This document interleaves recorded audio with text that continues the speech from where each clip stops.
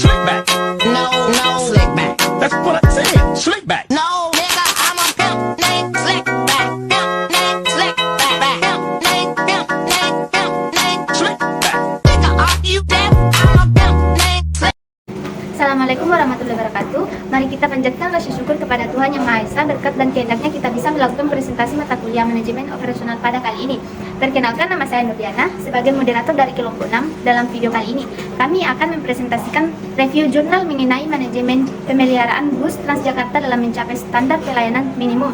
Kami dari kelompok 6 beranggotakan saya, Nurdiana sebagai presentator pertama, Hardiana Wiwi sebagai presentator kedua, Fernanda sebagai presentator ketiga, Ana Islamaya sebagai presentator keempat, dan Salma Uliasari sebagai presentator kelima.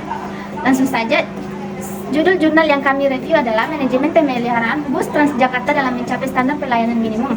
Jurnalnya adalah Manajemen Transportasi dan Logistik JMT Translog. Volume dan halamannya adalah volume 03 nomor 2. Adapun tahun dan bulannya yaitu 2016 Juli.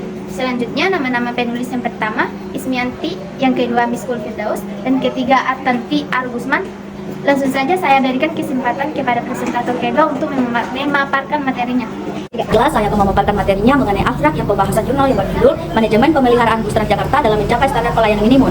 Nah, dalam jurnal ini, abstrak berisi penelitian ini bertujuan menganalisis sistem manajemen operasional pemeliharaan bus Transjakarta dalam meningkatkan kebutuhan rasa aman dan nyaman bagi masyarakat pengguna. Penelitian menggunakan metode deskriptif kualitatif. Hasil penelitian yang pertama, pelaksanaan program busway yang telah dan sedang dilaksanakan oleh pemerintah daerah khusus Ibu Kota DKI Jakarta melalui Dinas Perhubungan dan Badan Pengelola. Transjakarta sebagian besar telah sesuai dan diharapkan antara lain dalam bidang sarana dan prasarana seperti sistem tiketing, halte sarana bis, SDM, dan publikasi. Yang kedua, kinerja pelaksanaan program busway secara umum telah menunjukkan tingkat kepuasan penggunanya yang dianggap sebagai sarana angkutan umum alternatif yang dapat memberikan rasa aman dan nyaman ke tempat waktu tempuh yang selama ini hal tersebut tidak dapat dilakukan oleh angkutan umum yang ada. Yang ketiga, evaluasi pelaksanaan program busway selama 1 tahun terakhir telah menunjukkan hasil yang cukup menggembirakan. Busway telah dapat menyerap penumpang sebanyak 17,4 juta orang dan kemampuan untuk menarik pengguna kendaraan pribadi mencapai 7,6% lebih besar dari rata-rata di dunia yang mencapai 4-5% dalam mengurangi masalah kemacetan. Program ini belum menunjukkan perubahan yang signifikan. Program ini juga telah menghasilkan pendapatan bagi kas daerah pada tahun 2015 sebesar 42,7 miliar. Dan perubahan perilaku masyarakat, hasil FGD menegaskan bahwa pengoperasian bus Transjakarta sudah menggunakan standar pelayanan minimum SPM yang telah ditetapkan oleh pemerintah. Daerah meliputi aspek kehandalan pelayanan Transjakarta. Aspek kehandalan dapat diukur dari kinerja 7 indikatornya, yaitu yang pertama, rencana headway yang besarnya tidak lebih dari 10 menit pada jam sibuk untuk koridor dengan jumlah penumpang yang kecil dan tidak lebih dari 5 menit pada koridor dengan demand tinggi.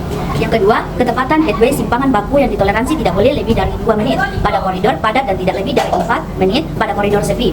Yang ketiga, waktu penaikan dan penurunan penumpang maksimum 20 detik. Yang keempat, jarak antara pintu bis dan halte tidak lebih dari 200 meter. Yang kelima, kecepatan perjalanan kaki kurang dari 15 km per jam. Di sini saya akan melanjutkan materi yang dipaparkan oleh presentator pertama. Kehandalan armada yang siap operasi sekurang-kurangnya 90%. Konsistensi jam pelayanan, pelayanan pertama dan pelayanan terakhir dengan toleransi 20 menit. Aspek kedua yang diukur adalah aspek keamanan dan keselamatan penumpang yang diukur dari indikator, yaitu yang pertama, keamanan terhadap copet dan pelecehan seksual di dalam halte. Yang kedua, keamanan copet dan pelecehan seksual di dalam bus. Yang ketiga, keselamatan di dalam halte. Yang keempat, keselamatan di dalam bus. Kemudian, akses menuju atau dari halte.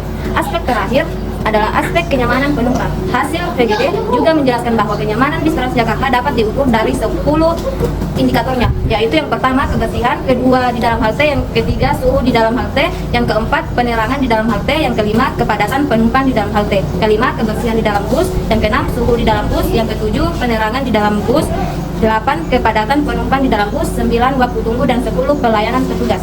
Tujuan penelitian. Tujuan penelitian ini adalah memahami dan menganalisis tentang sistem manajemen operasional pemeliharaan bis Transjakarta dalam meningkatkan kebutuhan rasa aman dan nyaman bagi masyarakat pengguna. Metode penelitian yang digunakan adalah desain deskriptif karena bermaksud mendapatkan fakta-fakta empiris tentang sistem manajemen operasional pemeliharaan bus Transjakarta dalam meningkatkan kebutuhan rasa aman dan nyaman bagi masyarakat pengguna.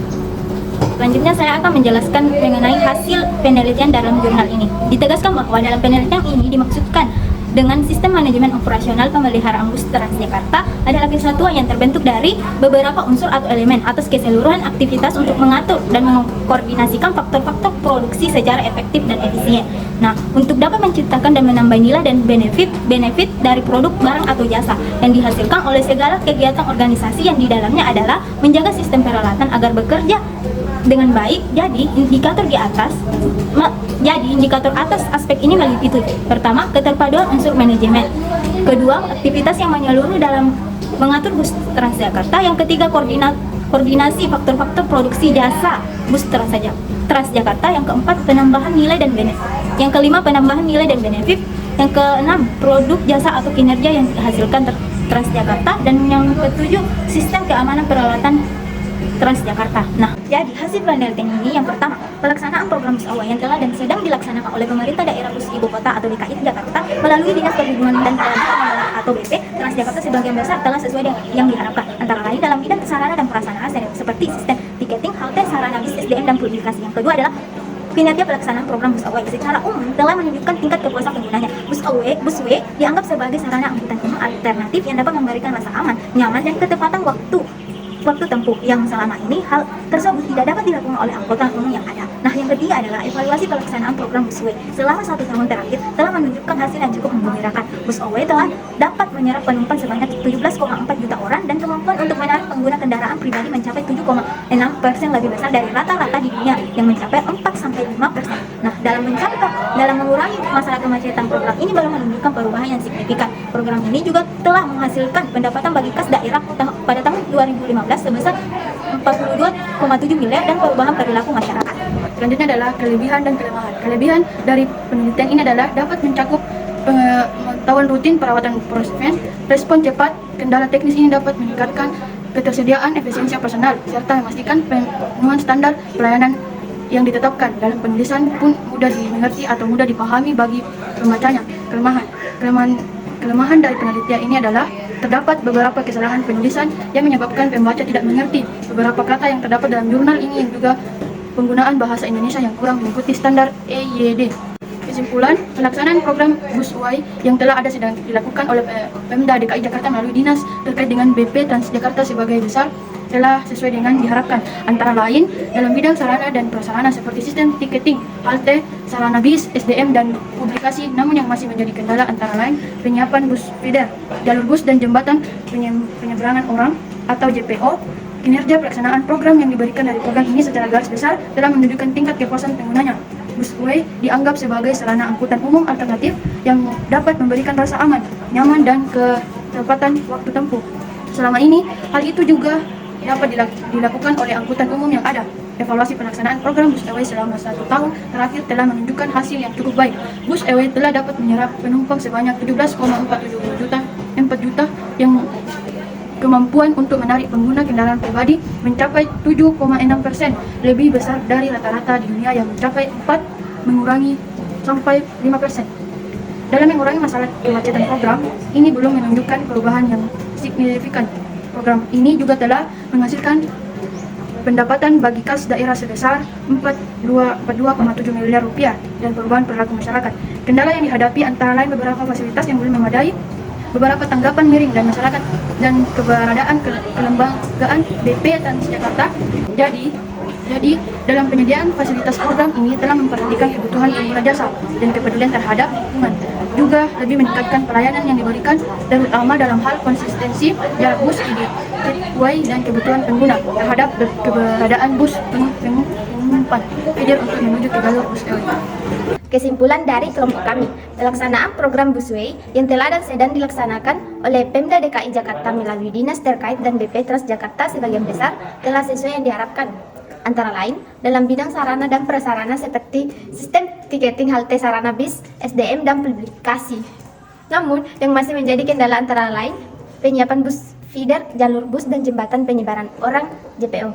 Busway dianggap sebagai sarana angkutan umum alternatif yang dapat memberikan rasa aman, nyaman, dan ketepatan waktu tempuh. Selama ini, hal itu tidak dapat dilakukan oleh angkutan umum yang ada. Evaluasi pelaksanaan program Busway selama 1 tahun terakhir telah menunjukkan hasil yang cukup menggembirakan. Bus Away telah dapat menyerap penumpang sebanyak 17,4 juta orang dan kemampuan untuk menarik pengguna kendaraan pribadi mencapai 7,6% lebih besar dari rata-rata di dunia yang mencapai 4-5%. Dalam mengurangi masalah kemacetan, program ini belum menunjukkan perubahan yang signifikan. Program ini juga telah menghasilkan pendapatan bagi kas daerah pada tahun 2015 sebesar 42,7 miliar rupiah dan perubahan perilaku masyarakat. Beberapa pelajaran yang dapat diambil melibatkan strategi efektif dalam merawat dan memelihara aset, penjadwalan yang pemeliharaan yang optimal untuk mencegah kerusakan, serta penerapan teknologi terkini untuk meningkatkan efisiensi proses pemeliharaan. Selain itu, analisis biaya dan manfaat dari kebijakan pemeliharaan juga menjadi aspek penting dan bisa menjadi pembelajaran bagi kita. Itulah tadi presentasi dari kelompok kami. Jika ada salah, mohon dimaafkan.